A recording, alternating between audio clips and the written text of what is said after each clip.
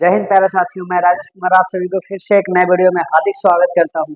आशा करता हूं कि आप सभी लोग बहुत ही अच्छे होंगे। जैसे कि आपको पता है कि हमारा टॉपिक कौन सा चल रहा है, हम लोग किसके बारे में बात करें तो हमारा टॉपिक जो चल रहा है हम लोग को अभी सेल ऑर्गेनल्स के बारे में बात ही कर रहे हैं कि मतलब इसका हिंदी बोले तो क्या होता है, कोशिका अंग यानी कोशिका के बारे में बात करें। ठीक है, आज हम लोग पढ़ने जा रहे हैं न्यूक्लियोप्लाज्म तथा एक और टॉपिक को हम लोग लेकर चलेंगे जिसे कहते हैं सेंट्रोसोम यानी तारक काय बोला जाता है हिंदी में बात करें तब। लेकिन इसके पहले हमने क्या पढ़ा था उसके बारे में थोड़ा सा बातें कह लेते हैं। ठीक है, इसके पहले हमने पढ़ा था न्यूक्लियस के बारे में, केंद्रक के बारे में।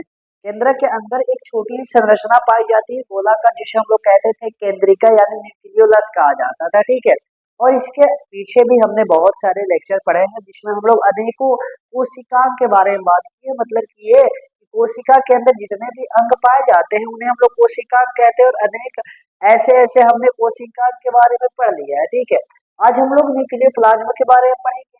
ठीक है, तो आपको कल न्यूक्लियस के बारे में बताया जा रहा था तो वहां पे आपको बताया गया होगा कि न्यूक्लियस के अंदर क्या क्या पाया जाता है। केंद्रिका यानी जिसे हम लोग कहते हैं न्यूक्लियोलस यानी केंद्रिका कहते हैं। इसके बाद बताया था कि इसके अंदर सेंट्रोसोम यानी तारक केंद्र पाया जाता है। फिर न्यूक्लियोप्लाज्म पाया जाता है जो कि आज हम लोग पढ़ने जा रहे हैं। और साथ में एक और बहुत अच्छी बातें बताई गई थी कि उसके अंदर एक क्रोमैटिन नामक कुछ संरचना पाया जाता है। ठीक है, आज क्रोमैटिन को हम लोग कवर नहीं करेंगे क्योंकि क्रोमैटिन को ही हम लोग डीएनए के नाम से जानते हैं और इसे ही हम लोग कहते हैं अनुवांशिक पदार्थ यानी कि डीएनए जो कि हम लोग गुणसूत्र कहते हैं।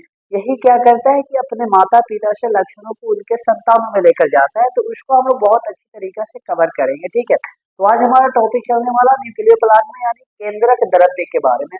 जैसे कोशिका के अंदर द्रव्य पाई जाती है तो उसे हम लोग कहते थे साइटोप्लाज्म यानी कोशिका द्रव्य। उसी प्रकार से केंद्रक के अंदर जो द्रव्य पाई जाती है उसे हम लोग कहते हैं न्यूक्लियोप्लाज्म यानी केंद्रक द्रव्य कह देते हैं। ठीक है, इसके बारे में कुछ बातें जान लेते हैं।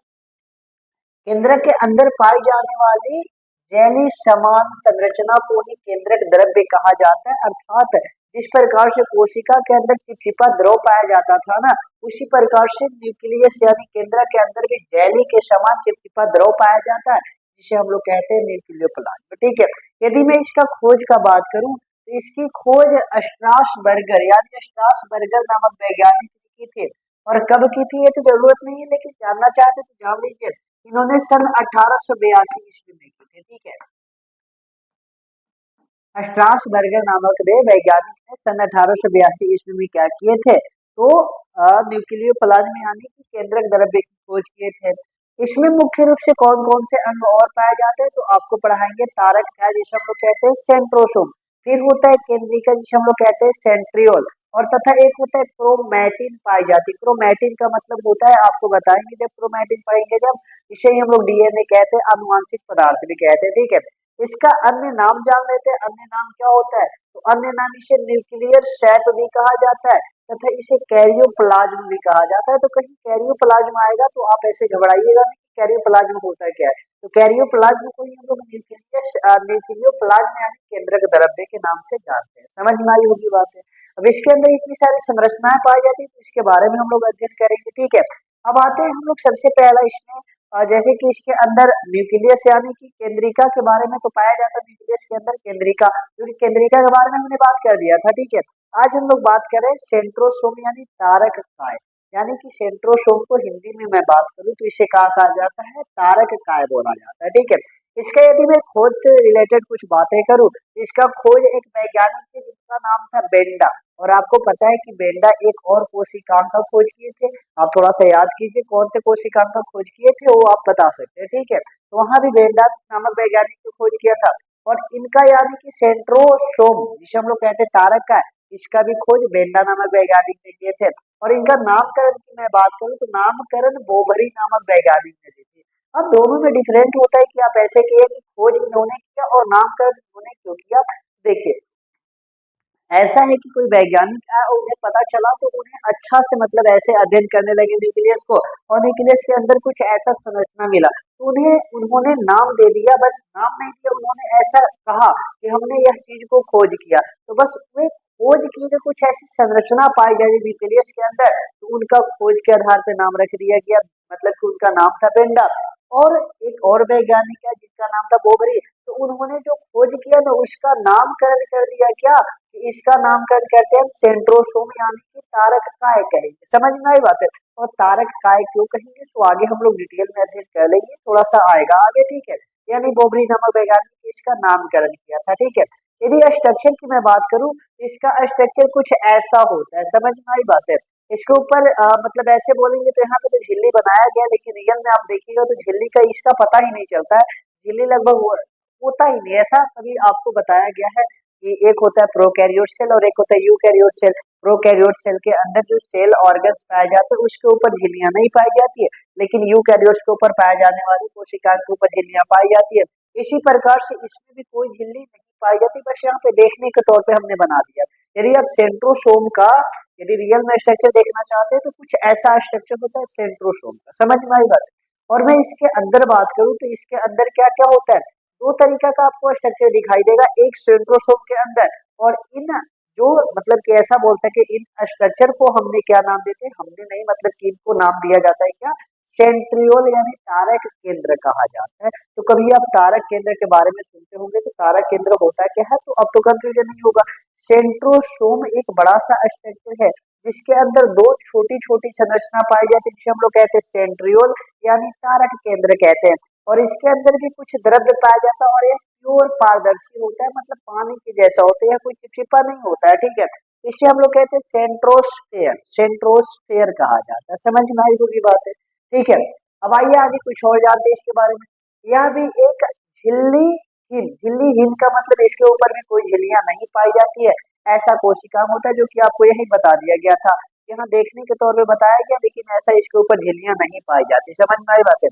इसके अंदर क्या क्या पाए जाते हैं भाई, तो सेंट्रियोल एंड सेंट्रोस्फियर पाए जाते हैं। अभी तुरंत मैंने बताया कि इसके अंदर छोटी छोटी संरचना पाई जाती है जो इसे हम लोग क्या कहते हैं, सेंट्रियोल यानी तारक केंद्र कहते हैं, तथा इसके अंदर जो द्रव्य पाया जाता है उसे हम लोग कहते हैं सेंट्रोस्फियर। यदि आपसे पूछा जाएगा कि सेंट्रोसोम के अंदर कितने सेंट्रियोल यानी तारक केंद्र होते हैं, तो एक सेंट्रोसोम के अंदर दो तारक केंद्र होते हैं। समझ में आई होगी बात है। इसका यदि मैं निर्माण की बात करूं तो निर्माण इसका किससे होता है, डीएनए आरएनए एवं प्रोटीन से मिलने से होता है, ठीक है।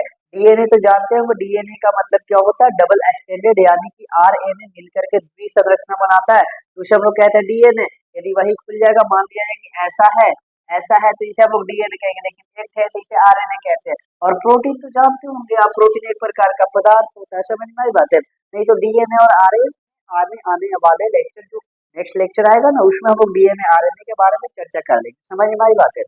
इसे ही तो कहते हैं आनुवांशिक पदार्थ। समझ में आई होगी बात है। इसका कार्य आपको बहुत अच्छा मतलब कि याद रखना है, ऐसे बोलेंगे क्योंकि कार्य इसका बहुत महत्वपूर्ण होता है। समझ में आई बात है। इसका कार्य का मैं बात करूं कि सेंट्रोसोम का काम क्या होता है, इसका काम मुख्य रूप से क्या होता है, तो इसका मुख्य रूप से काम होता है कोशिका विभाजन में मदद करना। अर्थात यह बोले तो कोशिका जो विभाजन करता है ना, जैसे कि अब आपको बताया गया था एक छोटा सा जीव है, तो जो छोटा सा जीव से बड़ा सा जीव बनता है, तो आखिर वह बनता कैसे है, उसके अंदर सेल डिवीजन होता है, यानी कोशिका विभाजित होती है। विभाजित होना मतलब एक कोशिका से दो कोशिका, दो से चार, चार से आठ, आठ से 16 ऐसे बनते जाते हैं, ठीक है। सेल डिवीजन पढ़ेंगे तो वहां पे हम लोग जानेंगे कैसे कैसे बनता है, कितना प्रकार का होता है, ये सब जान लेंगे, ठीक है। तो ये सब जो सेल डिवीजन करवाता है, सेल डिवीजन करवाने का मुख्य रीजन होता है, यह मदद करता है कौन, तो सेंट्रोसोम यानी तारक केंद्र करता है। अब सेल डिवीजन पढ़ेंगे तो वहां पे हम लोग जानेंगे कि कैसे करता है सेल डिवीजन। समझ में आई होगी बात है। यानी कि इसका फंक्शन की मैं बात करूँ तो सेल डिवीजन में मदद करता है, यानी कोशिका विभाजन में मदद करता है। अपवाद में थोड़ा सा बातें आपको याद रखना है क्या, कि न्यूरॉन सेल, न्यूरॉन सेल का मतलब होता है तंत्रिका कोशिका, जो कि हमारे माइंड यानी दिमाग में पाए जाते हैं, प्लस में ऐसा मेरुरज्जु होता है, मेरुरज्जु के पीछे पाए जाते हैं। आप तो ऐसे क्लास 9 10 में ही पढ़ लिए होंगे, न्यूरॉन सेल के बारे में बहुत अच्छी तरीके से पढ़ना था, जिसे हम लोग कहते हैं क्या, तंत्रिका कोशिका कहते हैं, जो सूचनाओं को लेकर लाकर जाती है, मतलब ले जाती है और लाने का काम करती है। समझ में आई बात है। और एक नाम सुने होंगे ओभम सेल, ओभम सेल का हिंदी में मैं बात करूं तो इसे कहते हैं अंडाणु कोशिका। अंडाणु कोशिकाओं मादाओं में स्रावित किया जाता है, या बात पढ़े होंगे पीछे क्लास 9 10 में ही आ गया था, 9th में 10th में आया है, आप ध्यान से पढ़े होंगे तब, नहीं तो यहाँ पे भी जान लीजिए। ओभम सेल एक प्रकार का क्या होता है, ऐसे बोले तो सेक्स सेल होता है, यानी कि यही होता है जो क्या करता है, नए बच्चा का निर्माण करता है, राइट। एक आरबीसी, आरबीसी के अर्थात मतलब मैं बोलूँ तो ह्यूमन में जो आरबीसी कोशिका होती है वो आरबीसी ले लीजिए, और एक होता है मसल्स सेल, यानी कि ह्यूमन में जो मसल सेल होता है, बॉडी का जो मांसपेशी होता है जैसे मसल सेल होता है, तो मसल सेल में जो कोशिकाएं होती है ना, उन कोशिकाओं में यह जो सेंट्रोसोम होता है यह एबिसेंट होता है। एबिसेंट होने का मतलब neuron cell, ovum cell, RBC और मसल सेल, यानी कि मसल सेल सब मसल सेल में, जैसे कि यहाँ पे बोला जाता है कि हेड है, मेन रूप से ऐसे हर्ट ले लेते हैं, हर्ट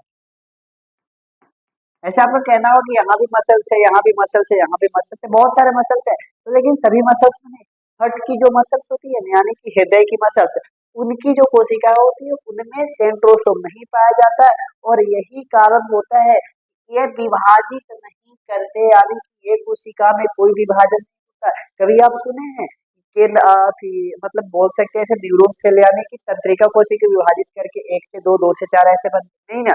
कभी आपको माइंड में दिमाग में चोट आ लगती है तो वहां के दिमाग में मान लिया जाए कि ऐसे किसी इंसान का कभी देखते हैं कि यदि ज्यादा चोट लग जाता है सर में तो उसका दिमाग पागल जैसा हो जाता है कुछ, क्यों रीजन इस बात का कि जब वहां पे चोट लगता है ना तो वहां की जो न्यूरॉन सेल होती है वह मर जाती है, वह खत्म हो जाती है, डेड हो जाती है, और जब डेड हो जाती है तो सूचना को ले कौन जाएगा, तो सूचना जा ही नहीं पाता, जिस कारण से इसका दिमाग सेंस नहीं कर पाता कि हम कर क्या रहे हैं, हम सोच क्या रहे हैं, इसी कारण से वह देखना तो मतलब अजीब हरकत करता, बिहेव करता, जैसे लगता है कि उसका दिमाग पागल जैसा हो गया, समझ में आई बात है। और एक ओभम सेल में भी क्या होती है, ये मतलब सेंट्रोसोम नहीं पाया जाता, जिस कारण ये भी विभाजित नहीं करता, आरबीसी भी विभाजित नहीं करता। आरबीसी की संख्या देखिएगा तो ब्लड में निर्धारण होता है, जब हम लोग ब्लड पढ़ेंगे तो वहां पे बताएंगे कि आरबीसी की संख्या कितना में कितना होता है, कितना ब्लड में कितना, यानी कितना एमएल में ब्लड में कितना आरबीसी होता है। और हर्ट की मसल्स में भी यह नहीं पाया जाता, जिसके कारण से हर्ट की मसल्स भी क्या होती है, विभाजित नहीं करती। जब जन्म होता है ना बच्चे का, तो जितना बड़ा हर्ट होता है ना उतना ही बड़ा हर्ट हो रहता है वो, मतलब कि ऐसे बोल सकते हैं कि वो जीवन तक ऐसा मतलब बड़ा नहीं होता है, समझ में आई बात है। उस समय भी दिल धड़कता है और स्टार्टिंग में भी दिल धड़कता है, यानी कि इसमें कोई विभाजित नहीं होता है, और इसी कारण से विभाजित कोशिकाएं नहीं करती है। तो आप सुनिएगा कि न्यूरॉन सेल में कभी विभाजन की क्षमता नहीं पाई जाती, ओवम सेल में कभी विभाजन की क्षमता नहीं पाई जाती है, और आरबीसी में भी विभाजन की क्षमता नहीं पाई जाती, कारण सेंट्रोसोम पाया जाता है। समझ में आई होगी बात है। अब हम लोग आने वाले लेक्चर में क्या पढ़ेंगे, आने वाले लेक्चर में हम लोग पढ़ेंगे क्रोमैटिन के बारे में। क्रोमैटिन मतलब बोले तो ऐसे न्यूक्लियस के अंदर पाए जाने वाला लास्ट संरचना है, जिसे हम लोग आनुवांशिक पदार्थ भी कहते हैं, वह बहुत ही मस्त टॉपिक होने वाला है। तो आशा करते हैं यहाँ तक की टॉपिक आपको बहुत अच्छा तरीका से समझ में आया होगा। बाकी मिलते ही ऐसे मजेदार नेक्स्ट वीडियो में, आज के लिए सभी को धन्यवाद।